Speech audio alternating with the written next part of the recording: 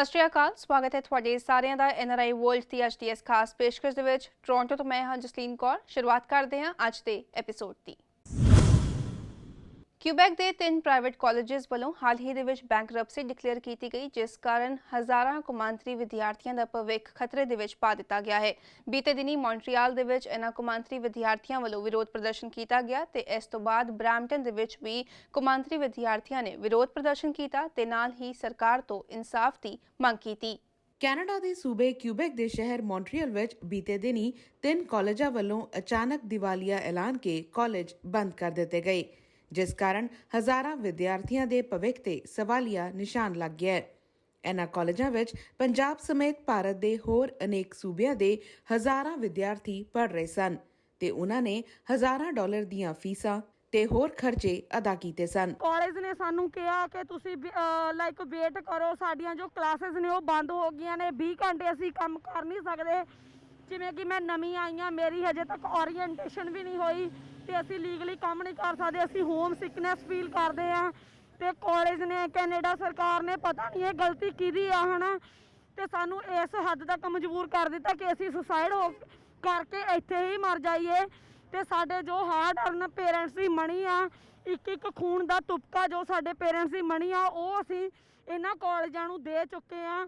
ਤੇ ਹੁਣ ਅਸੀਂ ਚਾਹੁੰਦੇ ਆ ਕਿ ਸਾਡੀ ਜੋ ਸਟੱਡੀ ਹੈਗੀ ਉਹ ਦੁਬਾਰਾ ਤੋਂ ਸਟਾਰਟ ਕੀਤੀ ਜਾਵੇ, ਜਦੋਂ ਕਿ ਮੇਰੀ ਤਾਂ ਸਟੱਡੀ ਸਟਾਰਟ ਹੀ ਨਹੀਂ ਹੋਈ, ਕਿ ਸਟੱਡੀ ਸਟਾਰਟ ਕੀਤੀ ਜਾਵੇ। ਸੋ ਸਾਡੀ ਮੰਗ ਇਹੀ ਆ ਕਿ ਜਿਹੜੇ ਬੱਚੇ 1 ਮਹੀਨੇ ਦੀ ਸਟੱਡੀ ਪਈ ਆ, ਜਿੱਦਾਂ ਨਾ ਆਪਾਂ ਰਿਫੰਡ ਲੈ ਸਕਦੇ ਹਾਂ ਕਿਉਂਕਿ ਇਹ ਸਾਡੀ 1 ਮਹੀਨੇ ਦੀ ਸਟੱਡੀ ਪਈ ਆ, ਤੇ ਨਾ ਆਪਾਂ ਕਹਿ ਸਕਦੇ ਆ ਕਿ ਸਾਨੂੰ ਕਿਸੇ ਹੋਰ ਕਾਲਜ 'ਚ ਐਡਮਿਸ਼ਨ ਦਿਓ, ਕਿਉਂਕਿ ਇੱਥੇ ਦਾ ਰੂਲ ਆ ਕਾਲਜ ਦੇ ਵਿੱਚ, ਅਗਰ ਕੋਈ ਵੀ ਕਾਲਜ 1 ਜਾਂ 2 ਮੰਥ ਲਗਾ ਕੇ ਤੁਹਾਨੂੰ ਡਿਗਰੀ ਡਿਪਲੋਮਾ ਨਹੀਂ ਦੇ ਸਕਦਾ। ਸੋ ਸਾਡੀ ਇਹ ਮੰਗ ਆ ਕਿ ਸਾਨੂੰ ਜਿਨ੍ਹਾਂ ਦੀ 1 ਮਹੀਨੇ ਦੀ ਸਟੱਡੀ ਆ, ਪਿਛਲੇ ਕ੍ਰੈਡਿਟ ਦੇਖ ਕੇ ਸਾਡੀ ਪਿਛਲੀ ਸਟੱਡੀ ਦਾ जो भी रैकेट देख के सानू पास किया जाए। बहुत सारे बच्चे इस टाइम काफ़ी प्रॉब्लम में हैं। हम चाहते हैं कि वो कुछ अपडेट दें, हमारी स्टडी कंप्लीट कराएं ताकि ਆਪਾਂ ਅੱਗੇ ਵੱਧ ਸकें। ਹੁਣ ਬੱਚਿਆਂ ਨੇ ਕਰਜ਼ਾ ਚੱਕਿਆ, ਉੱਥੇ ਉਹਨਾਂ ਦੇ ਮਾਂ-ਬਾਪ ਨੇ ਕਰਜ਼ਾ ਚੱਕਿਆ, ਜਿਨ੍ਹਾਂ ਕੋਲ 4 ਜਾਂ 5 ਕਿੱਲੇ ਸੀ ਉਹਨਾਂ 'ਚੋਂ ਵੀ 2 ਕਿੱਲੇ ਵੇਚ ਕੇ ਉਹਨਾਂ ਨੇ ਬੱਚਿਆਂ ਨੂੰ ਇੱਥੇ ਭੇਜਿਆ। ਉਹਦੇ ਵਿੱਚ ਵੀ ਹੁਣ ਇੱਥੇ ਬੱਚੇ ਆ ਕੇ ਕੀ ਕਰਨ।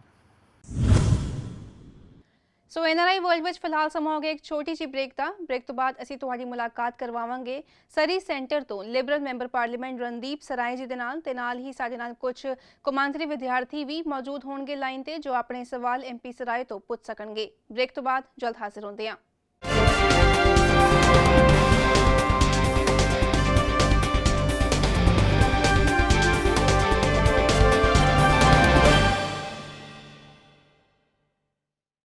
ब्रेक तो बाद ਤੁਹਾਡੇ ਸਾਰਿਆਂ ਦਾ ਇੱਕ ਵਾਰੀ ਫਿਰ ਤੋਂ ਸਵਾਗਤ ਹੈ NRI ਵਰਲਡ ਦੇ ਵਿੱਚ।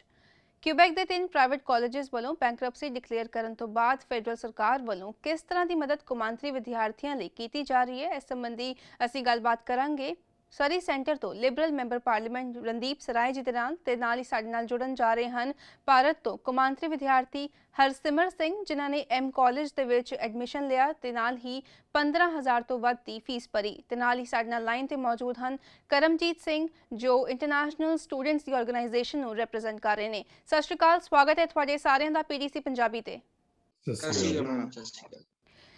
MP ਰਣਦੀਪ ਸਰਾਏ, ਸਭ ਤੋਂ ਪਹਿਲਾਂ ਅਸੀਂ ਤੁਹਾਡੇ ਕੋਲ ਆਵਾਂਗੇ, ਤੁਹਾਡੇ ਤੋਂ ਜਾਣਨਾ ਚਾਹਾਂਗੇ, ਜਿਸ ਤਰ੍ਹਾਂ ਅਸੀਂ ਜਾਣਦੇ ਹਾਂ ਇਸ ਵੇਲੇ ਕਿ ਕਿਊਬੈਕ ਦੇ 3 ਪ੍ਰਾਈਵੇਟ ਕਾਲਜਸ ਵੱਲੋਂ ਬੈਂਕਰਪਸੀ ਡਿਕਲੇਅਰ ਕੀਤੀ ਗਈ, ਜਿਸ ਨਾਲ ਹਜ਼ਾਰਾਂ ਦੀ ਤਾਦਾਦ ਦੇ ਵਿੱਚ ਜਿਹੜੇ ਇੰਟਰਨੈਸ਼ਨਲ ਸਟੂਡੈਂਟਸ ਹੈਗੇ ਨੇ ਉਹਨਾਂ ਦਾ ਜਿਹੜਾ ਭਵਿੱਖ ਹੈ ਉਹ ਖਤਰੇ ਦੇ ਵਿੱਚ ਪੈ ਗਿਆ ਹੈ।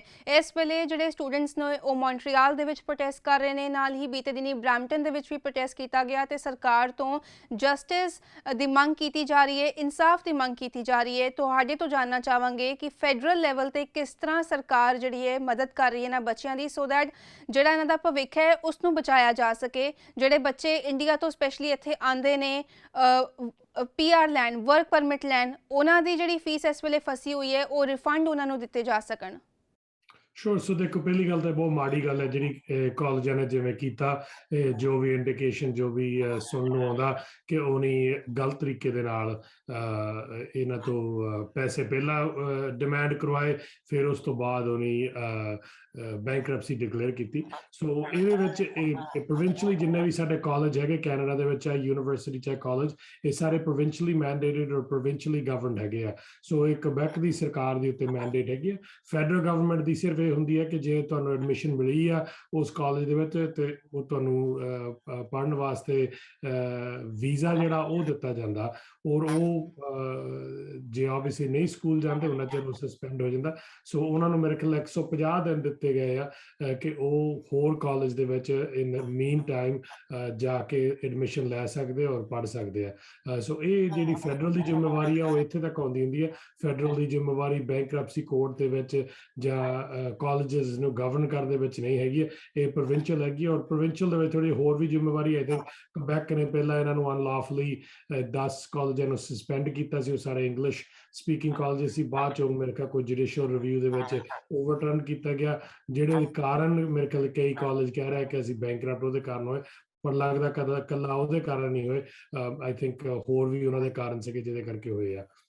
ਜੀ ਜੀ ਬਿਲਕੁਲ, ਜਿਸ ਤਰ੍ਹਾਂ ਅਸੀਂ ਜਾਣਦੇ ਹਾਂ ਕਿ ਕੈਨੇਡਾ ਦੀ ਇਕਨੋਮੀ ਦੇ ਵਿੱਚ ਇੰਟਰਨੈਸ਼ਨਲ ਸਟੂਡੈਂਟਸ ਦਾ ਬਹੁਤ ਵੱਡਾ ਹੱਥ ਹੈਗਾ, ਐਂਡ ਸਪੈਸ਼ਲੀ ਹੁਣ ਇਹ ਜਦੋਂ ਬੈਂਕਰਪਸੀ ਡਿਕਲੇਅਰ ਕੀਤੀ ਗਈ ਤੇ ਜਿਹੜੇ ਬੱਚਿਆਂ ਨੇ ਐਡਮਿਸ਼ਨ ਲਿਆ ਸੀ ਤੇ ਜਿਹੜੇ ਬੱਚਿਆਂ ਨੇ ਐਡਮਿਸ਼ਨ ਲੈਣ ਲਈ ਫੀਸ ਦਿੱਤੀ ਹੋਈ ਸੀ, ਜਿਹੜੇ ਬੱਚੇ ਆਲਰੇਡੀ ਇੱਥੇ ਪੜ੍ਹ ਰਹੇ ਸੀ, ਇਹ ਜਿਹੜਾ ਇਸ਼ੂ ਹੈਗਾ ਉਹਨਾਂ ਨੂੰ ਮੈਂਟਲੀ ਤੇ ਇਮੋਸ਼ਨਲੀ ਕਾਫੀ ਇਫੈਕਟ ਕਰ ਰਿਹਾ ਹੈ। ਤੇ ਨਾਲ ਹੀ ਇਸ ਵੇਲੇ ਲਾਈਨ ਤੇ ਸਾਡੇ ਨਾਲ ਇੰਡੀਆ ਤੋਂ ਹੈਗੇ ਨੇ ਹਰਸਿਮਰ ਸਿੰਘ, ਜਿਨ੍ਹਾਂ ਨੇ ਐਮ ਕਾਲਜ ਦੇ ਵਿੱਚ ਐਡਮਿਸ਼ਨ ਲਿਆ ਸੀ ਤੇ ਉਹਨਾਂ ਨੇ 15,000 ਤੋਂ ਉੱਪਰ ਡਾਲਰ ਜਿਹੜੇ ਨੇ ਉਸ ਤੋਂ ਉੱਪਰ ਫੀਸ ਭਰੀ ਸੀ ਸਪੈਸ਼ਲੀ। ਉਹ ਸਾਡੇ ਨਾਲ ਹੈਗੇ ਨੇ, ਉਹਨਾਂ ਦੇ ਕੁਝ ਸਵਾਲ ਨੇ। ਨਾਲ ਹੀ ਸਾਡੇ ਨਾਲ ਕਰਮਜੀਤ ਸਿੰਘ ਵੀ ਮੌਜੂਦ ਹਨ ਜੋ ਸਟੂਡੈਂਟ ਆਰਗੇਨਾਈਜੇਸ਼ਨ ਨੂੰ ਰਿਪਰੈਜ਼ੈਂਟ ਕਰ ਰਹੇ ਨੇ ਤੇ ਇਹਨਾਂ ਬੱਚਿਆਂ ਦੀ ਮਦਦ ਕਰ ਰਹੇ ਨੇ। ਸੋ ਇਹਨਾਂ ਦੋਨਾਂ ਦੇ ਕੁਝ ਸਵਾਲ ਹੈਗੇ ਨੇ ਤੇ ਉਹ ਤੁਹਾਡੇ ਕੋਲ ਆਪਣੇ ਸਵਾਲ ਰੱਖਣਾ ਚਾਹੁੰਦੇ ਨੇ। Harsimar, I'll request you to start first. ਜੀ ਸਤਿ ਸ਼੍ਰੀ ਅਕਾਲ ਸਰ। ਸਤਿ ਸ਼੍ਰੀ ਅਕਾਲ ਜੀ।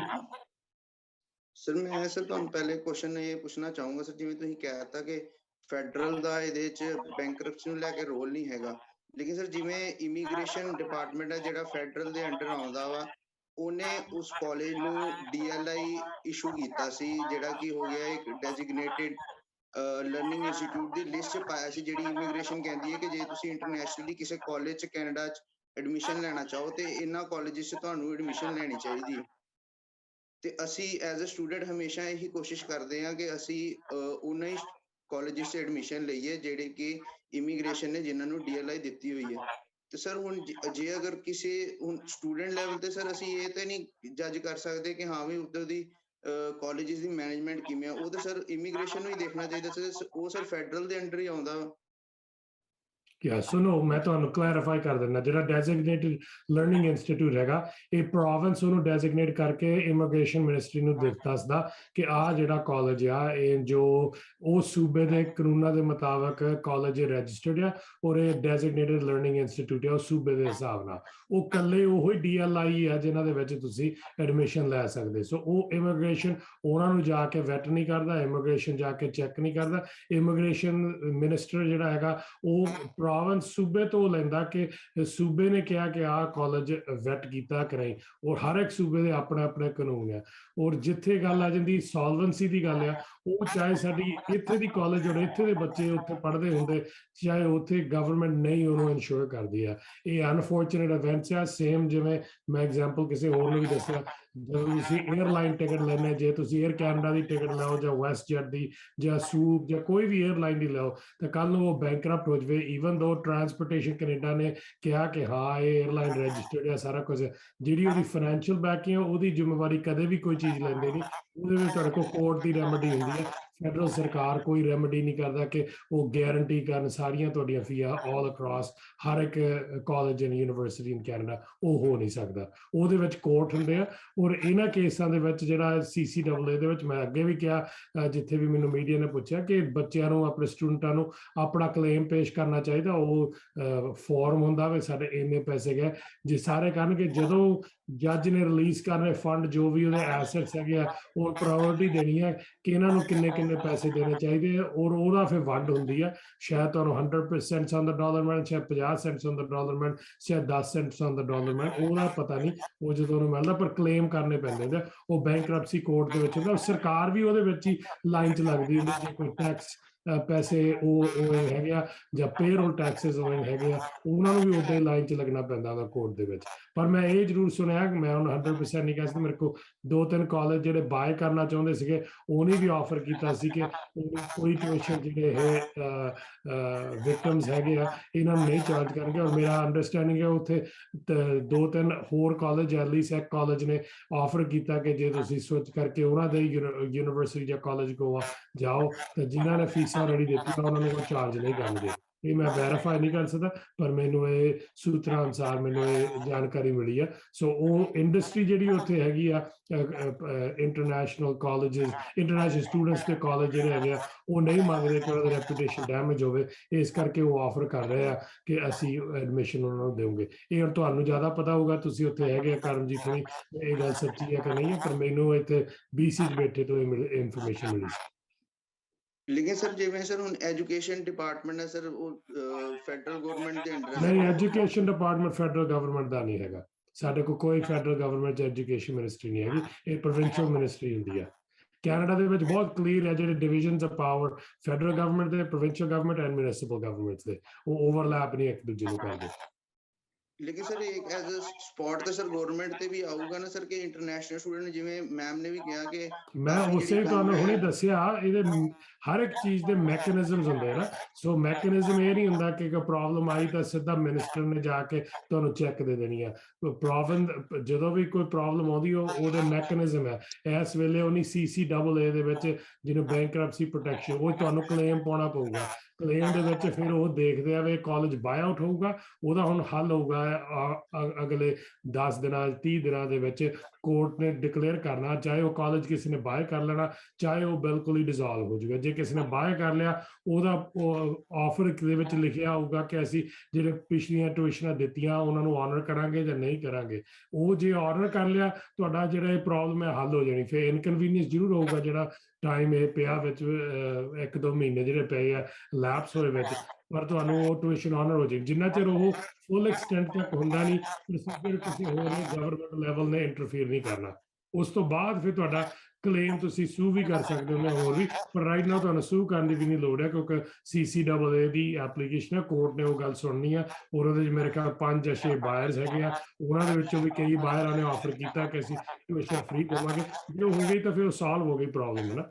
ਤਾਂ ਹੋਰ ਜਿਹੜੇ ਕਾਲਜ ਉਹ ਆਲਰੇਡੀ ਜਿਹੜੇ ਨਹੀਂ ਵੀ ਬਿਡ ਦੇ ਰਿਹਾ, ਉਹ ਵੀ ਆਫਰ ਕਰ ਰਿਹਾ ਕਿ ਤੁਸੀਂ ਸਾਡੇ ਟ੍ਰਾਂਸਫਰ ਕਰ ਦਿਓ, ਅਸੀਂ ਜਿਹੜੀ ਤੁਸੀਂ ਫੀਸ ਦਿੱਤੀ ਸਮੈਸਟਰ ਦੀ ਅਸੀਂ ਉਹਦੇ ਪੈਸੇ ਨਹੀਂ ਚਾਰਜ ਕਰਾਂਗੇ। ਸੋ ਇਸ ਦੇ ਵਿੱਚ ਹੱਲ ਹੈਗਾ ਇਹਦੇ ਵਿੱਚ। ਕਰਮਜੀਤ, ਤੁਹਾਡੇ ਤੋਂ ਜਾਨਣਾ ਚਾਹਾਂਗੇ ਕਿ ਤੁਸੀਂ ਸਟੂਡੈਂਟ ਆਰਗੇਨਾਈਜੇਸ਼ਨ ਨੂੰ ਰਿਪਰੈਜ਼ੈਂਟ ਕਰ ਰਹੇ ਹੋ, ਸੋ ਤੁਸੀਂ ਕੀ ਕਹਿਣਾ ਚਾਹੋਗੇ ਔਰ ਕਿਹੜੇ-ਕਿਹੜੇ ਕੰਸਰਨਸ ਹਾਲੇ ਤੱਕ ਸਟੂਡੈਂਟਸ ਨੇ ਤੁਹਾਡੇ ਤੱਕ ਚੁੱਕੇ ਨੇ? ਜੇ ਫੈਡਰਲ ਗਵਰਨਮੈਂਟ ਦੇ ਅੰਡਰ ਨਹੀਂ ਇਹ ਹੈਗਾ ਬੈਂਕਰਪਸੀ ਜਿਹੜੀ ਕਾਲਜਸ ਨੇ ਸ਼ੋ ਕੀਤੀ, ਆਪਣਾ ਡਿਕਲੇਅਰ ਕੀਤੀ ਹੈ, ਫਿਰ ਐਜ਼ ਅ ਸੋਸ਼ਲ ਸਿਕਿਉਰਿਟੀ ਹਾਲੇ ਤੱਕ ਫੈਡਰਲ ਗਵਰਨਮੈਂਟ ਨੇ ਐਡਾ ਵੱਡਾ ਫਰਾਡ ਹੋਇਆ। ਫਰੰਟ ਤੇ ਆ ਕੇ ਕਿਸੇ ਵੀ ਮਿਨਿਸਟਰ ਨੇ ਸਟੂਡੈਂਟਸ ਨੂੰ ਅਵੇਅਰ ਕਿਉਂ ਨਹੀਂ ਕੀਤਾ ਹੈਗਾ। ਹਾਲੇ ਵੀ ਬਹੁਤ ਸਾਰੇ ਪੰਜਾਬ ਦੇ ਵਿੱਚ ਸਟੂਡੈਂਟਸ ਜਿਹੜੇ ਹੈਗੇ ਆ, ਇੱਥੇ ਰੁਜ਼ਗਾਰ ਦਾ ਸੰਕਟ ਹੈ, ਪੰਜਾਬ 'ਚ ਕੋਈ ਰਹਿਣਾ ਨਹੀਂ ਚਾਹੁੰਦਾ ਹੈਗਾ, ਕੈਨੇਡਾ ਨੂੰ ਉਡਾਰੀ ਮਾਰ ਜਾਣਾ ਚਾਹੁੰਦਾ। ਹਾਲੇ ਵੀ ਬਹੁਤ ਸਾਰੇ ਸਟੂਡੈਂਟਸ ਹੈਗੇ ਜਿਹੜੇ ਆਪਦੀਆਂ ਫਾਈਲਾਂ ਲਾ ਰਹੇ ਆ, ਹਾਲੇ ਵੀ ਬਹੁਤ ਸਾਰੇ ਕਾਲਜਾਂ ਨੂੰ ਆਪਦੀਆਂ ਫੀਸਾਂ ਭਰ ਰਹੇ ਆ। ਜੇ ਫੈਡਰਲ ਗਵਰਨਮੈਂਟ ਦੇ ਅੰਡਰ ਨਹੀਂ ਹੈਗਾ, ਪਰ ਐਜ਼ ਏ ਜੇ ਪੰਜਾਬ ਦਾ ਯੂਥ ਆ ਜਿਹਦੇ ਸਾਹਮਣੇ ਏਡਾ ਵੱਡਾ ਸੰਕਟ ਆ, ਆਪਦਾ ਘਰ-ਬਾਰ ਛੱਡ ਕੇ ਵਿਦੇਸ਼ਾਂ ਵਿੱਚ ਰਹਿਣ ਵਾਸਤੇ ਮਜਬੂਰ ਆ, ਤੇ ਉਧਰ ਵੀ ਜਦੋਂ ਧੱਕੇ ਖਾਣ ਨੂੰ ਮਿਲਦੇ ਆ, ਤਾਂ ਇਸ ਤਰ੍ਹਾਂ ਦੇ ਮਾਹੌਲ ਦੇ ਵਿੱਚ ਠੀਕ ਆ ਮੈਕੈਨਿਜ਼ਮ ਹੁੰਦਾ, ਪਰ ਜਿਹੜੀ ਹਿਊਮੈਨਿਟੀ ਆ ਉਹਦਾ ਮੈਕੈਨਿਜ਼ਮ ਸਭ ਤੋਂ ਉੱਪਰ ਹੁੰਦਾ। ਤਾਂ ਫਿਰ ਐਜ਼ ਏ ਸੋਸ਼ਲ ਸਿਕਿਉਰਿਟੀ ਦੇ ਤੌਰ ਤੇ ਮਿਨਿਸਟਰਸ ਜਿਹੜੇ ਹੈਗੇ ਉਹ ਹਜੇ ਤੱਕ ਸਾਹਮਣੇ ਕਿਉਂ ਨਹੀਂ ਆਏ? ਸਾਨੂੰ ਕੈਨੇਡੀਅਨ ਜਿਹੜੇ ਹੈਗੇ ਮਿਨਿਸਟਰ ਤੋਂ ਬਹੁਤੀ ਕੋਈ ਆਸ ਨਹੀਂ, ਪਰ ਜਿਹੜਾ ਸਾਡਾ ਪੰਜਾਬੀ ਭਾਈਚਾਰਾ, ਉਹ ਮਿਨਿਸਟਰ ਹੈਗੇ ਘੱਟੋ ਘੱਟ ਉਹਨਾਂ ਨੂੰ ਫਰੰਟ ਤੇ ਆ ਕੇ ਜਿਹੜਾ ਸਟੂਡੈਂਟਸ ਨੂੰ ਬੇਬਾਕ ਤਰੀਕੇ ਨਾਲ ਅਵੇਅਰ ਕਰਨਾ ਚਾਹੀਦਾ ਸੀ। ਇੱਕ ਤਾਂ ਹਾਲੇ ਤੱਕ ਇਹ ਕਿਉਂ ਨਹੀਂ ਕੀਤਾ। ਦੂਸਰਾ, ਜੇ ਬੈਂਕਰਪਸੀ ਕਾਲਜਸ ਨੇ ਸ਼ੋਅ ਕਰਤੀ ਆ, ਤਾਂ ਇਹ ਤਾਂ ਫਿਰ ਇੱਕ ਮਤਲਬ ਵੀ ਇੱਕ ਤਰੀਕਾ ਹੋ ਗਿਆ ਉਹਨਾਂ ਦਾ। ਪਹਿਲਾਂ ਲੱਖਾਂ ਡਾਲਰ ਫੀਸ ਭਰਵਾ ਲਓ, ਉਸ ਤੋਂ ਬਾਅਦ ਬੈਂਕਰਪਸੀ ਸ਼ੋਅ ਕਰਕੇ ਤੇ ਆਪ ਪਤਲੀ ਗਲੀ ਚੋਂ ਨਿਕਲ ਜਾਓ। ਫਿਰ ਸਟੂਡੈਂਟਸ ਕਿਹਦੇ ਪਿੱਛੇ ਦਰ ਦੀਆਂ ਠੋਕਰਾਂ ਖਾਣਗੇ? 1500 ਉੱਧਰ ਬੈਠਾ, 600 ਦੇ ਲਗਭਗ ਪੰਜਾਬ ਦੇ ਵਿੱਚ ਬੈਠਾ, ਫਿਰ ਕਿਹਨੂੰ ਜਾ ਕੇ ਆਪਦੀ ਜਿਹੜੀ ਹਾਲ ਦੁਹਾਈ ਮਚਾਉਣਗੇ? ਇਹਦਾ ਕੀ ਬੈਂਕਰਪਸੀ ਸ਼ੋਅ ਕਰਤੀ, ਪਰ ਉਹਨਾਂ ਨੂੰ ਨੱਥ ਪਾਉਣ ਵਾਸਤੇ, ਉਹਨਾਂ ਨੂੰ ਸ਼ਿਕੰਜਾ ਕੱਸਣ ਵਾਸਤੇ ਕੋਈ ਸਿਸਟਮ ਹੈ ਕਿ ਨਹੀਂ ਹੈ? ਇਹ ਮੇਰੇ ਦੋ ਕੁਐਸਚਨ ਨੇ। ਹਾਂਜੀ ਸਿਸਟਮ ਹੈਗਾ, ਮੈਂ ਤੁਸੀਂ ਹੁਣ ਸਿਸਟਮ ਨਹੀਂ, ਮੈਂ ਤੁਸੀਂ ਕਿਹਾ ਯੂਜ਼ ਕਰੋ ਨਾ, ਤੁਸੀਂ ਕਹਿ ਰਹੇ ਕਿ ਸਿੱਧਾ ਜਾ ਕੇ ਮਿਨਿਸਟਰ ਆ ਕੇ ਇੰਟਰਫੀਅਰ ਕਰੇ, ਮਿਨਿਸਟਰ ਨਹੀਂ ਕਰ ਸਕਦਾ। ਸਿਸਟਮ ਤੁਹਾਡਾ ਬੈਂਕਰਪਸੀ ਹੈ, ਬੈਂਕਰਪਸੀ ਦੇ ਜੱਜ ਨੇ ਦੇਖਣਾ ਪੈਸਾ ਪਹਿਲਾਂ ਆਇਆ ਕਿੱਥੇ, ਉਹ ਗਿਆ ਕਿੱਥੇ, ਉਹਨੇ ਮਿਸਯੂਜ਼ ਕੀਤਾ, ਉਹਨੇ ਮਿਸ ਅਪਰੋਪਰੀਏਟ ਕੀਤਾ ਕਿ ਨਹੀਂ ਕੀਤਾ, ਉਹ ਸਾਰੀਆਂ ਚੀਜ਼ਾਂ ਦੇਖਣੀਆਂ ਇਹ ਬੈਂਕਰਪਸੀ ਜੱਜ ਦਾ ਫਰਜ਼ ਹੈ। ਜੇ ਬੈਂਕਰਪਸੀ ਚੋਂ ਕਲੀਅਰੈਂਸ ਨਹੀਂ ਉਹਨਾਂ ਨੂੰ ਮਿਲੀ, ਸੋ ਅੰਡਰਸਟੈਂਡ ਕਰੋ ਉਹ ਜੇ ਪ੍ਰੋਸੀਜਰ ਉਹਨੇ ਸਟਾਰਟ ਕੀਤਾ, ਉਹਦੇ ਵਿੱਚ ਪ੍ਰੋਸੀਜਰ ਦੇ ਵਿੱਚ ਜਿਹੜਾ ਜੱਜ ਆ ਉਹ ਦੇਖਣਾ ਕਿ ਪੈਸਾ ਕਿੱਥੇ ਗਿਆ, ਉਹ ਕੌਣ ਇਹਦੇ ਕਲੇਮੈਂਟਸ ਹੈਗੇ, ਕਿਹੜੇ ਹੱਕਦਾਰ ਆ। ਜੇ ਤੁਸੀਂ ਕਲੇਮ ਉਹਨਾਂ 'ਚ ਪਾਓਗੇ ਫਿਰ ਉਹ ਚਲੋ ਤੁਸੀਂ ਦੇਖੋ ਦੱਸੋ। ਤੁਸੀਂ ਲੀਗਲ ਪ੍ਰੋਸੈਸ ਦੀ ਗੱਲ ਕਰ ਰਹੇ ਹੋ। There's Legal only a process legal में- process, brother. This is not process ने जो आपका काम करना कोई भी चीज ਹੁੰਦਾ process ਦੇ ਨਾਲ ਹੁੰਦੀ ਹੈ ਨਾ। ਸੋ process ਜਿਹੜਾ ਹੈਗਾ ਤੁਹਾਡਾ, ਤਾਂ ਹੋਰ ਕਿਹੜਾ legal process ਤੁਸੀਂ process- ਚਾਹੁੰਦੇ ਹੋ ਨਾ, ਹੋਰ ਕਿਹੜਾ process ਅਸੀਂ ਕਰ ਸਕਦੇ। ਦੇਖੋ ਚਲੋ ਮੰਨ ਲਓ ਕਿ ਤੁਹਾਡੇ ਕੋਲੇ ਕੋਈ ਕੰਪਲੇਂਟ, ਕੋਈ ਪੁਲਿਸ ਕੋਲੇ ਕੋਈ ਕੰਪਲੇਂਟ ਆਈ ਹੋਊਗੀ, ਹਾਂਜੀ ਸਟੂਡੈਂਟਸ ਵੱਲੋਂ ਕੰਪਲੇਂਟ ਆ, ਉੱਤੇ ਐਡਮਿਨਿਸਟ੍ਰੇਸ਼ਨ ਨੇ ਆਪਦਾ ਐਕਸ਼ਨ ਕਰਨਾ, ਠੀਕ ਹੈ। ਕੋਈ ਸਿਵਲ ਐਡਮਿਨਿਸਟ੍ਰੇਸ਼ਨ, ਪੁਲਿਸ ਐਡਮਿਨਿਸਟ੍ਰੇਸ਼ਨ ਹੈ, ਕਿੰਨੀਆਂ ਕੰਪਲੇਂਟਸ ਆਈਆਂ ਹੋਣਗੀਆਂ, ਕਿੰਨੀਆਂ ਐਪਲੀਕੇਸ਼ਨਸ ਪਾਈਆਂ ਗਈਆਂ, ਮਿਨਿਸਟਰਸ ਦੇ ਨਾਮ ਬਹੁਤ ਸਾਰੀਆਂ ਸ਼ਿਕਾਇਤਾਂ ਪੰਜਾਬ ਦੇ ਵਿਦਿਆਰਥੀਆਂ ਨੇ ਭੇਜੀਆਂ ਇਹਨਾਂ ਕਾਲਜਾਂ ਦੇ ਪ੍ਰਤੀ। ਐਜ਼ ਅ ਲੀਗਲ ਪ੍ਰੋਸੈਸ ਆਪਾਂ ਇੱਕ ਪਾਸੇ ਰੱਖ ਦਈਏ, ਚਲੋ ਠੀਕ ਆ, ਅਦਾਲਤ ਨੇ ਆਪਦਾ ਕੰਮ ਕਰਨਾ, ਪਰ ਉਸ ਤੋਂ ਪਹਿਲਾਂ ਜੋ ਮਿਨਿਸਟਰ ਦੇ ਲੈਵਲ ਤੇ ਸੀ, ਜੋ ਗਵਰਨਮੈਂਟ ਦੇ ਲੈਵਲ ਤੇ ਆ ਐਕਸ਼ਨ ਲੈਣਾ, ਉਹ ਕਿਉਂ ਨਹੀਂ ਲੈ ਗਿਆ? ਤੇ ਕੀ ਐਕਸ਼ਨ ਲਿਆ ਗਿਆ ਜਾਊਗਾ? ਸਰ ਤੁਸੀਂ ਬਿਹਤਰ ਜਾਣਦੇ ਹੋ। ਨਹੀਂ ਮੈਂ Students ਦੇ ਹਿੱਤ ਤੁਸੀਂ ਨੂੰ ਤੁਸੀਂ ਧਿਆਨ 'ਚ ਮੈਂ ਰੱਖ ਕੇ- ਤੁਹਾਨੂੰ ਦੱਸ ਦਿੱਤਾ ਜਿਹੜਾ procedure Canada law and order state ਆ, ਸਾਡੇ ਡਿਵੀਜ਼ਨਸ ਆਫ ਪਾਵਰ ਆ, ਜਿੱਥੇ ਤੁਹਾਡਾ ਕੰਪਲੇਂਟ ਹੈਗੀ ਆ, ਤੁਹਾਡਾ ਫਾਈਨੈਂਸ਼ੀਅਲ ਕੰਪਲੇਂਟ ਹੈ ਰਾਈਟ ਨਾਓ। ਇੱਕ ਕਾਲਜ ਬੈਂਕਰਪਟ ਕੀਤਾ, 3 ਕਾਲਜਾਂ ਨੇ, ਉਹਨਾਂ ਦੀ ਬੈਂਕਰਪਸੀ ਦਾ ਲੀਗਲ ਪ੍ਰੋਸੀਜਰ ਚੱਲਦਾ, ਉਹ ਪ੍ਰੋਸੀਜਰ ਦੇ ਮੁਤਾਬਕ ਤੁਹਾਨੂੰ ਚੱਲਣਾ ਪਊਗਾ, ਉਹਨੂੰ ਓਵਰਲੈਪ ਨਹੀਂ ਕੋਈ ਚੀਜ਼ ਹੋ ਸਕਦੀ। ਜਦੋਂ ਪ੍ਰੋਸੀਜਰ ਦਾ ਅਰਥ ਨਿਕਲੂਗਾ ਫਿਰ ਕਮੈਂਟ ਵੀ ਹੋ ਸਕਦਾ। ਇਨ ਬਿਟਵੀਨ ਕੋਈ ਜੱਜ, ਕੋਈ ਪੋਲੀਟੀਸ਼ੀਅਨ ਨੇ ਲੀਗਲ ਪ੍ਰੋਸੀਡਿੰਗ ਦੇ ਉੱਤੇ ਕਮੈਂਟਸ ਨਹੀਂ ਕਰਨੇ। ਸਰ ਫਿਰ ਸਾਡਾ ਕਿਉਂ ਸੇਮ ਸਾਹਮਣੇ ਕਿਉਂ ਨਹੀਂ? ਦੇਖੋ ਬ੍ਰਦਰ, ਜਦੋਂ ਅਸੀਂ ਇੱਥੇ ਰਹਿੰਦੇ ਆ, ਸਾਡੇ ਵੀ ਜਦੋਂ ਕੋਈ ਇਨਵੈਸਟ ਕਰਦਾ, ਮੈਂ ਤੁਹਾਨੂੰ ਦੱਸਦਾ, ਇੱਥੇ ਲਾਰਜੈਸਟ ਡਿਪਾਰਟਮੈਂਟ ਸਟੋਰ ਸੀਗੀ ਸਿੰਪਸਨ ਸੀਅਰਸ ਸੀਗੀ, ਸੀਅਰਸ ਉਹਨੂੰ ਬ੍ਰਾਂਡ ਦੇ ਨਾਲ ਕਹਿੰਦੇ ਆ। ਉਹਦੇ ਲੋਕ ਹਜ਼ਾਰਾਂ ਦੀ ਗਿਣਤੀ ਵਿੱਚ ਕੰਮ ਕਰਦੇ ਰਹੇ 30 40 ਸਾਲ। ਉਹਨਾਂ ਦੇ ਜਦੋਂ ਕੰਪਨੀ ਨੇ ਐਂਡ ਤੇ ਬੈਂਕਰਪਸੀ ਕੀਤੀ ਆ, ਉਹਨਾਂ ਦੇ pensions at risk C. Again ਉਹਨਾਂ ਨੂੰ ਵੀ, ਉਹ ਕੈਨੇਡੀਅਨ ਸਿਟੀਜ਼ਨ ਇੱਥੇ ਤੇ ਰਹਿੰਦੇ ਸੀਗੇ, ਜਿਹਨੀ ਸਾਰੀ ਜ਼ਿੰਦਗੀਆਂ ਲਾਤੀਆਂ ਉੱਤੇ, ਉਹਨਾਂ ਨੂੰ ਵੀ ਸੇਮ ਪ੍ਰੋਸੀਜਰ ਦੇ ਨਾਲ ਰਹਿ ਕੇ ਜੱਜ ਫਿਰ ਫਾਈਟ ਕਰਦਾ, ਦੇਖਦਾ ਕਿ ਇਹਦੇ ਪੈਸੇ ਪੈਨਸ਼ਨ ਦੇ ਵਿੱਚ ਸਫੀਸ਼ੀਐਂਟ ਹੈਗੇ ਆ, ਪੈਨਸ਼ਨ ਸੁਪਰਸੀਡ ਕਰਦਾ ਦੂਸਰੀਆਂ ਡੈਟਸ ਨਾਲੋਂ, ਉਹ ਕਰਾ ਕੇ ਫਿਰ ਉਹਦਾ ਫੈਸਲਾ ਹੁੰਦਾ। ਅਗੇਨ ਉਹਦੇ ਵਿੱਚ ਵੀ ਕੋਈ ਜਿਹੜਾ ਮਿਨਿਸਟਰ ਆ ਜਾਂ ਕੋਈ ਪੋਲੀਟੀਸ਼ੀਅਨ ਇੰਟਰਵੀਨ ਨਹੀਂ ਕਰਦਾ। ਇਹ ਸਿਵਲ ਮੈਟਰਸ ਹੈਗੇ, ਤੁਸੀਂ ਆਪ ਹੀ ਕਿਹਾ ਸਿਵਲ ਮੈਟਰ, ਉਹ ਪ੍ਰੋਸੀਜਰ ਤੁਹਾਨੂੰ ਨਿਭਾਉਣਾ ਪਊਗਾ। ਇਹਦੇ ਵਿੱਚ ਹਾਂ ਇਮੀਗ੍ਰੇਸ਼ਨ 5 ਲੱਖ ਵਿਅਕਤੀ ਤੇ ਸਟੂਡੈਂਟ ਪੜ੍ਹਦਾ, 95% 99% ਨੂੰ ਕਦੇ ਦਿੱਕਤ ਨਹੀਂ ਆਈ। ਜਿਹੜਾ ਸਿਸਟਮ ਹੈ ਇਜ਼ ਵੈਰੀ ਸੋਲਿਡ। ਇਹ 1% ਤੋਂ ਵੀ ਘੱਟ ਜਿਹੜੀ ਆਈ ਆ ਆਫਟਰ 10 ਇਅਰਸ ਕਿ ਆਹ ਪ੍ਰੋਬਲਮ ਆਈ ਹੈ। ਸੋ ਅੰਡਰਸਟੈਂਡ ਕਰਨਾ, ਇਹਦਾ ਵੀ ਹੱਲ ਨਿਕਲ ਜਾਣਾ। ਮੈਂ ਤੁਹਾਨੂੰ ਹੁਣੀ ਦੱਸ ਕੇ ਹਟਿਆ ਕਿ ਕਾਲਜ ਤੁਹਾਨੂੰ ਫ੍ਰੀ ਦੇ ਰਹੇ ਆ ਐਡਮਿਸ਼ਨ ਟ੍ਰਾਂਸਫਰ, ਮੇਰੀ ਅੰਡਰਸਟੈਂਡਿੰਗ ਦੇ ਮੁਤਾਬਕ। ਜੇ ਨਹੀਂ ਇਹ ਵੀ ਕਾਲਜ ਜਦੋਂ CCAA ਤੇ ਨਿਕਲਿਆ, ਇਹ ਵੀ ਸ਼ਾਇਦ ਫ੍ਰੀ ਦੇਣਗੇ, ਜੇ ਆਨਰ ਕਰਨਗੇ, ਡਿਪੈਂਡਿੰਗ ਕੀ ਉਹਦੀ ਡਿਸੀਜਨ ਹੋਊਗੀ। ਜਿੰਨਾ ਚਿਰ ਉਹ ਡਿਸੀਜਨ ਨਹੀਂ ਹੁੰਦੀ ਉਹਨਾਂ ਚਿਰ ਉਹ ਤੁਹਾਨੂੰ ਵੇਟ ਕਰਨਾ ਪਊਗਾ, ਉਹ ਫੈਸਲੇ ਦੇ ਮੁਤਾਬਕ ਫੇਰ ਹੀ ਹੋਊਗਾ।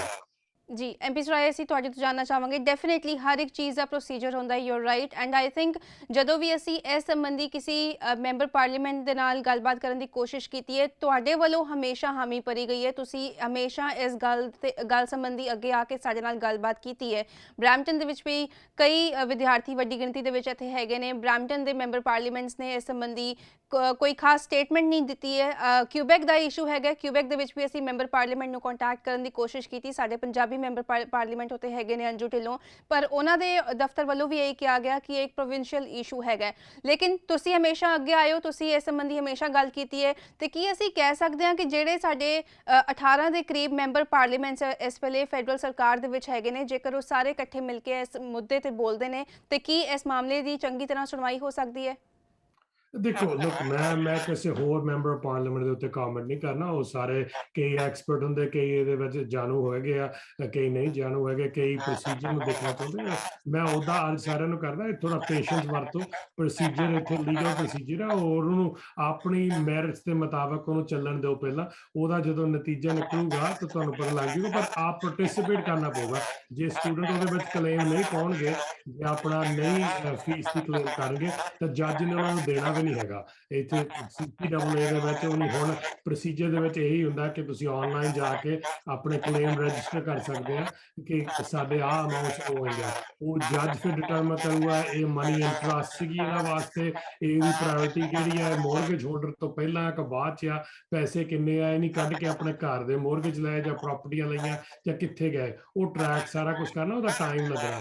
ਇਨ ਦ ਮੀਨ ਟਾਈਮ ਜਿਵੇਂ ਮੈਂ ਦੱਸਿਆ ਉੱਥੇ ਕਾਲਜ ਹੋਰਾਂ ਨੇ ਆਫਰ ਕੀਤਾ ਕਿ ਤੁਸੀਂ ਉਹ ਮੰਗਦੇ ਆ ਕਿ ਇੰਟੈਗ੍ਰਿਟੀ ਆਫ ਦ ਸਿਸਟਮ ਵਧੀਆ ਰਹੇ, ਇਸ ਕਰਕੇ ਬੇਸ਼ੱਕ ਉਹਨਾਂ ਨੂੰ ਕਾਸਟ ਪੈਣੀ ਹੈ। ਉਹ ਕਹਿ ਰਿਹਾ ਕਿ ਤੁਸੀਂ ਸਾਡੇ ਕਾਲਜ ਦੇ ਵਿੱਚ ਆਓ, ਅਸੀਂ ਜਿਹੜੀਆਂ ਤੁਹਾਡੀ ਟਿਊਸ਼ਨ ਨੂੰ ਆਨਰ ਕਰਾਂਗੇ। ਇਹ ਚੀਜ਼ ਬਹੁਤ ਸਿਫਤ ਆ ਕਿ ਜੇ ਤੁਸੀਂ ਹੋਰ ਕੋਈ ਦੇਖੋ ਇਹ ਪ੍ਰੋਬਲਮ ਨਹੀਂ ਹੋਊਗਾ, ਪਰ ਮੈਂ ਉਹਨਾਂ ਨੂੰ ਅਪਲਾਜ਼ ਕਰਦਾ ਕਿ ਉਹ ਇਨੀਸ਼ੀਏਟਿਵ ਕਰ ਰਹੇ ਆ। ਔਰ ਤੁਹਾਡਾ ਵੀਜ਼ਾ ਵੀ ਜਿਹੜਾ ਫੈਡਰਲ ਗਵਰਨਮੈਂਟ ਤੋਂ ਆ ਉਹ ਇਹ ਨਹੀਂ ਕਿ ਰਿਵੋਕ ਹੁੰਦਾ, ਉਹ 150 ਦਿਨ ਦਿੱਤੇ ਗਏ ਜਾ ਰਹੇ ਆ ਕਿ ਤੁਸੀਂ ਹੋਰ ਕਾਲਜ ਤੋਂ ਐਡਮਿਸ਼ਨ ਲੈ ਲਓ। ਸੋ ਜੇ ਤੁਸੀਂ ਇਹ ਗੱਲਾਂ ਨੂੰ ਸਟੈਪ ਦੇਖੋ, ਇਹਦੀ ਕੋਈ ਰੈਪਰਕਸ਼ਨ ਨਹੀਂ ਹੈਗਾ, ਕੋਈ ਤੁਹਾਨੂੰ ਫਾਈਨੈਂਸ਼ੀਅਲ ਕਾਸਟ ਨਹੀਂ ਹੈ। ਸਟੂਡੈਂਟਾਂ ਨੂੰ ਬਚਾਅ ਹੋ ਕੇ ਹੋਰ ਕਾਲਜ ਦੇ ਵਿੱਚ ਐਡਮਿਸ਼ਨ ਮਿਲਦੀ, ਕੋਈ ਉਹਨਾਂ ਨੂੰ ਐਕਸਟਰਾ ਫੀਸ ਨਹੀਂ ਦੇਣੀ, ਔਰ ਕੈਨੇਡੀਅਨ ਗਵਰਨਮੈਂਟ ਉਹਨੂੰ ਆਨਰ ਕਰਦੀ। ਸੋ ਸੋਲੂਸ਼ਨ ਮੇਰੇ ਮੁਤਾਬਕ ਜੋ ਮੈਂ ਸੁਣਿਆ ਸੋਲੂਸ਼ਨ ਉੱਤੇ ਹੈਗਾ। ਔਰ ਜਿਹੜੀਆਂ ਫੀਸਾਂ ਦਿੱਤੀਆਂ ਜਿਹੜੇ ਉਹ ਕਲੇਮ ਆ, ਉਹਦਾ ਵੀ ਸੋਲੂਸ਼ਨ ਉਹ ਚੱਲਦਾ ਕਾਨੂੰਨੀ ਤੌਰ ਦੇ ਉੱਤੇ CCAA ਦੇ ਵਿੱਚ। ਮੈਂ ਆਸ ਕਰਦਾ ਕਿ ਉਹਦੇ ਵਿੱਚ ਸੋਲੂਸ਼ਨ ਪੋਜ਼ਿਟਿਵ ਇਹਨਾਂ ਵਾਸਤੇ ਮਿਲੇਗਾ। ਜੀ ਜੀ ਬਿਲਕੁਲ, ਸਮਾਂ ਸਾਡੇ ਕੋਲ ਘੱਟ ਹੈ ਤੇ ਆਖਰੀ ਸਵਾਲ ਲਈ ਮੈਂ ਅਪੀਲ ਕਰਾਂਗੀ ਹਰਸਿਮਰ ਕਰਮਜੀਤ, ਜੇ ਤੁਹਾਡਾ ਕੋਈ ਆਖਰੀ ਇੱਕ ਸਵਾਲ ਹੈਗਾ ਤੇ ਤੁਸੀਂ ਪੁੱਛ ਸਕਦੇ ਹੋ। ਯੈਸ ਸਰ, ਮੇਰਾ ਇੱਕ ਸਰ ਤੁਹਾਨੂੰ ਕੁਐਸਚਨ ਸੀ ਸਰ। ਜਿਵੇਂ ਸਰ ਤੁਸੀਂ ਕਹਿ ਰਹੇ ਹੋ ਸਾਨੂੰ ਲੀਗਲ ਸਿਸਟਮ ਤੇ ਫੇਥ ਰੱਖਣਾ ਚਾਹੀਦਾ ਸਰ, ਸਾਨੂੰ ਸੁਣਨ ਚ ਆਇਆ ਸਰ ਸੇਮ ਇਹੀ ਕੁਝ ਸਰ ਸੈਟ ਆਫ ਪੀਪਲ ਜਿਹੜੇ ਹੁਣ ਵੀ ਸਰ ਇਸ ਟਰਸਟ ਦੇ ਪਿੱਛੇ ਨੇ ਸਰ। 4-5 ਸਾਲ ਪਹਿਲੇ ਉਹਨਾਂ ਨੇ ਸੇਮ ਸਰ ਸਿਸਟਮ ਇੰਜ ਹੀ ਕੀਤਾ ਸੀ, ਉੱਥੇ ਕਾਲਜ ਖੋਲਿਆ ਗਿਆ, ਕਿਊਬੈਕ ਦੇ ਵਿੱਚ ਹੀ ਹੋਇਆ ਸੀ ਸਰ ਸੇਮ ਚੀਜ਼, ਤੇ ਉਸ ਤੋਂ ਬਾਅਦ ਉਹਨਾਂ ਨੇ ਬੈਂਕਰਪਸੀ ਉਹਦੇ ਚ ਕੋਸ਼ਿਸ਼ ਕਰਤੀ ਸੀ ਸਰ। ਤੇ ਕੀ ਸਰ ਜਿਵੇਂ ਸਰ ਤੁਸੀਂ ਕਹਿ ਰਹੇ ਹੋ, ਜਿਵੇਂ ਮੈਮ ਨੇ ਵੀ ਕਿਹਾ ਤੁਸੀਂ ਸਾਡੇ ਲਈ ਅੱਗੇ ਆ ਰਹੇ ਹੋ, ਤੁਹਾਨੂੰ ਤੇ ਥੈਂਕਸ ਵੀ ਕਹਿਣਾ ਚਾਹਾਂਗੇ, ਲੇਕਿਨ ਕੀ ਸਾਨੂੰ ਹੁਣ ਵੀ ਸਰ ਲੀਗਲ ਦੇ ਉੱਤੇ ਰੱਖਣਾ ਚਾਹੀਦਾ ਕਿ ਸਾਡੀ ਗਵਰਨਮੈਂਟ ਵੀ ਸਰ ਇਹਦੇ ਚ ਕੁਝ ਹੈਲਪ ਆਊਟ ਕਰੂਗੀ ਸਾਨੂੰ? ਗਵਰਨਮੈਂਟ ਜਿਹੜੀ ਮੈਂ ਤੁਹਾਨੂੰ ਦੱਸਿਆ, ਗਵਰਨਮੈਂਟ ਦੇ ਜਿਹੜਾ ਪ੍ਰੋਵਿੰਸ਼ੀਅਲ ਕਾਨੂੰਨ ਆ ਉਹ ਹੈ ਕਿ ਬੈਂਕਰਪਸੀ ਦੇ ਪ੍ਰੋਟੈਕਸ਼ਨ ਜਿਹੜੇ ਉਹਦੇ ਕਾਨੂੰਨ ਆ, ਇਸ ਕਰਕੇ ਤੁਸੀਂ ਉਹਦੇ ਬੈਂਕਰਪਸੀ ਕਰਕੇ ਭੱਜ ਨਹੀਂ ਸਕਦੇ। ਜਿਹੜੀ ਉਹ ਬੈਂਕਰਪਸੀ ਉਹ ਜੱਜ ਨੇ ਦੇਖਣਾ ਕਿਹੜੇ ਕਲੇਮ ਆ, ਕਿੰਨੇ ਪੈਸੇ, ਕਿੱਥੇ ਪੈਸੇ ਗਏ, ਉਹ ਕਿੱਦਾਂ ਗਏ ਆ, ਇਹ ਉਹਦੀ ਜ਼ਿੰਮੇਵਾਰੀ ਆ। ਇਸ ਕਰਕੇ ਉਹ ਨਹੀਂ ਦੇਖ ਕੇ ਉਹ ਕਰਨਾ। ਕਈ ਵਾਰੀ ਬਹੁਤ ਵਾਰੀ ਹੁੰਦਾ ਕਿ ਇਦਾਂ ਦੇ ਜਦੋਂ ਬੈਂਕਰਪਸੀ ਪ੍ਰੋਟੈਕਸ਼ਨ ਜੋ ਬੈਂਕਰਪਸੀ ਪ੍ਰੋਟੈਕਸ਼ਨ ਨਹੀਂ ਦਿੰਦੇ ਆ, ਐਂਡ ਤੇ ਕਹਿੰਦੇ ਨਹੀਂ ਤੁਹਾਡੇ ਕੋਲ ਪੈਸੇ ਹੈਗੇ, ਤੁਸੀਂ ਸਿਰਫ ਲਾਂਭੇ ਕੀਤੇ ਆ, ਪੈਸੇ ਵਿੱਚ ਮੁੜ ਕੇ ਲਿਆਓ ਤੇ ਕਾਲਜ ਚਲਾਓ, ਜਾਂ ਉਦੋਂ ਵਿਕ ਜਾਂਦਾ ਜਿਹੜਾ ਨਵਾਂ ਬਾਏ ਕਰਦਾ ਉਹ ਆਨਰ ਕਰਦਾ। ਸੋ ਗਵਰਨਮੈਂਟ ਦਾ ਜਿਹੜਾ ਜੌਬ ਆ ਉਹ ਪ੍ਰੋਵਿੰਸ਼ੀਅਲ ਗਵਰਨਮੈਂਟ ਤੇ ਤੁਹਾਨੂੰ ਰੌਲਾ ਪਾਉਣਾ ਪਊਗਾ, ਜਿਹੜੀ ਉੱਥੇ ਦੀ ਲੈਜਿਸਲੇਚਰ ਗਵਰਨਮੈਂਟ ਹੈ, ਕਿ ਉਹ ਇਹਨੂੰ ਪ੍ਰੋਟੈਕਟ ਕਰੇ ਬੈਟਰ ਕਿ ਇਹ ਚੀਜ਼ਾਂ ਨਾ ਹੋਣ। ਸੋ ਉੱਥੇ ਦੀ ਜਿਹੜੀ ਇੰਡਸਟਰੀ ਆ, ਜਿਹੜੇ ਹੋਰ ਕਾਲਜ ਜਿਹੜੇ ਲੈਜਿਟਮੇਟ ਚੰਗੇ ਕਾਲਜ ਜਿਹੜੇ ਨਹੀਂ ਕੀਤਾ, ਉਹਨੇ ਵੀ ਇਹ ਪ੍ਰੈਸ਼ਰ ਪਾਉਣਾ, ਕਿਉਂਕਿ ਉਹਨਾਂ ਦੀ ਵੀ ਬਦਨਾਮੀ ਹੁੰਦੀ ਆ, ਉਹਨਾਂ ਦੇ ਐਡਮਿਸ਼ਨ ਘੱਟ ਹੋਣੀਆਂ। ਅਗਾਂਹ ਦੇ ਵਿੱਚ ਲੋਕਾਂ ਨੇ ਕਹਿਣਾ ਅੰਟੇਰੀਓ ਜਾਂ BC ਦਾ ਜਿੱਥੇ ਘੱਟ ਬੈਂਕਰਪਸੀ ਹੁੰਦੀ ਜਾਂ ਮੋਰ ਆਨਰ ਕਰਦੇ, ਉੱਥੇ ਐਡਮਿਸ਼ਨਾਂ ਮਿਲਣੀਆਂ, ਸਾਡੀ ਇੰਡਸਟਰੀ ਹਰਟ ਹੋਣੀ। ਸੋ ਉਹਦੇ ਇੰਡਸਟਰੀ ਗਰੁੱਪਸ ਨੂੰ ਆਪਣੇ ਆਪ ਹੀ ਪ੍ਰੈਸ਼ਰ ਪੈਣਾ ਕਿ ਅਸੀਂ ਬੈਟਰ ਰੈਪੂਟੇਸ਼ਨ ਰੱਖੀਏ, ਅਸੀਂ ਕਾਲਜਾਂ ਨੂੰ ਮੋਨੀਟਰ ਬੈਟਰ ਕਰੀਏ। ਮੈਂ ਆਸ ਕਰਦਾ ਕਿ ਉੱਥੇ ਦੇ ਪ੍ਰੋਵਿੰਸ਼ੀਅਲ ਜਿਹੜੇ ਐਗਜ਼ਿਸਟਿੰਗ ਕਾਲਜਿਸ ਆ ਉਹਨੇ ਵੀ ਪ੍ਰੈਸ਼ਰ ਪਾਉਣਾ, ਤਦੇ ਕਰਕੇ ਉਹ ਆਨਰ ਕਰ ਰਿਹਾ ਕਿ ਤੁਸੀਂ ਸਾਡੇ ਕੋਲ ਆਓ, ਅਸੀਂ ਤੁਹਾਨੂੰ ਫ੍ਰੀ ਟਿਊਸ਼ਨ ਦੇਵਾਂਗੇ। ਤੁਸੀਂ ਇਹ ਨਾ ਸੋਚੋ ਕਿ ਕੈਨੇਡਾ ਦਾ ਸਿਸਟਮ ਮਾੜਾ, ਉਹ ਆਪਣੀ ਇੰਟੈਗ੍ਰਿਟੀ ਆਪ ਵੀ ਸਮਝਦੇ ਆ। ਜੀ ਜੀ, ਬਹੁਤ ਬਹੁਤ ਧੰਨਵਾਦ ਤੁਹਾਡਾ ਸਾਰਿਆਂ ਦਾ ਸਾਡੇ ਨਾਲ ਜੁੜਨ ਦੇ ਲਈ ਤੇ ਆਪਣੀ ਜਾਣਕਾਰੀ ਸਾਡੇ ਨਾਲ, ਸਾਡੇ ਦਰਸ਼ਕਾਂ ਦੇ ਨਾਲ ਸਾਂਝੀ ਕਰਨ ਲਈ। ਤੇ ਅਸੀਂ ਉਮੀਦ ਕਰਦੇ ਹਾਂ ਕਿ ਜਿਸ ਇਨਸਾਫ ਦੀ ਵਿਦਿਆਰਥੀਆਂ ਵੱਲੋਂ ਮੰਗ ਕੀਤੀ ਜਾ ਰਹੀ ਹੈ ਉਹ ਇਨਸਾਫ ਉਹਨਾਂ ਨੂੰ ਜ਼ਰੂਰ ਮਿਲੇ। ਬਹੁਤ ਬਹੁਤ ਧੰਨਵਾਦ ਤੁਹਾਡਾ। ਸੋ NRI ਵਰਲਡ ਵਿੱਚ ਇਹ ਸੀ ਸਾਡੀ ਅੱਜ ਦੀ ਖਾਸ ਪੇਸ਼ਕਸ਼। ਜੇਕਰ ਤੁਹਾਡਾ ਕੋਈ ਸਵਾਲ ਹੈ ਜਾਂ ਫਿਰ ਆਪਣਾ ਕੋਈ ਵਿਚਾਰ ਤੁਸੀਂ ਸਾਡੇ ਨਾਲ ਸਾਂਝਾ ਕਰਨਾ ਚਾਹੁੰਦੇ ਹੋ ਤੇ ਸਾਨੂੰ ਜ਼ਰੂਰ ਲਿਖ ਕੇ ਭੇਜੋ feedback@pdcnetwork.com ਤੇ। ਮਿਲਾਂਗੇ ਅਗਲੇ ਹਫਤੇ, ਉਦੋਂ ਤੱਕ ਲਈ ਮੈਨੂੰ ਦਿਓ ਇਜਾਜ਼ਤ ਤੇ ਦੇਸ਼ ਦੁਨੀਆ ਦੀਆਂ ਖਬਰਾਂ ਲਈ ਬਣੇ ਰਹੋ PDC ਨਿਊਜ਼ ਦੇ ਨਾਲ।